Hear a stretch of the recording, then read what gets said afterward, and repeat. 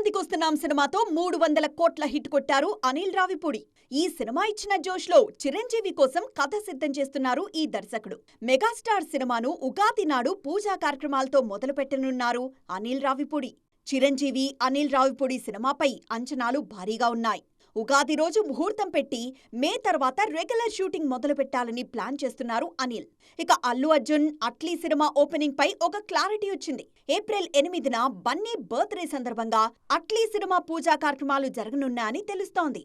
Atlee, Allu Arjun cinema budget 500 కోట్లకు పైగానే ఉంటుందని అంచనా. సన్ పిక్చర్స్ ఈ సినిమాను నిర్మించనున్నారు. ప్రస్తుతం దుబాయ్లో స్టోరీ సిట్టింగ్స్ బిజీగా జరుగుతున్నాయి. మే నుంచి Bunny, Atlee cinema regular shoot మొదలయ్యే అవకాశం ఉంది. ప్రభాస్ అభిమానులు ఎప్పటినుంచో వేచి చూస్తున్న స్పిరిట్ సినిమా పూజా కార్యక్రమాలు కూడా ఏప్రిల్లోనే జరగనున్నాయి.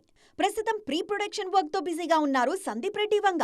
6 నెలల్లోనే స్పిరిట్ షూటింగ్ పూర్తి చేయాలని చూస్తున్నారు సందీప్. మొత్తానికి రాబోయే నెల రోజుల్లో 3 భారీ సినిమాల ఓపెనింగ్స్ జరగబోతున్నాయి.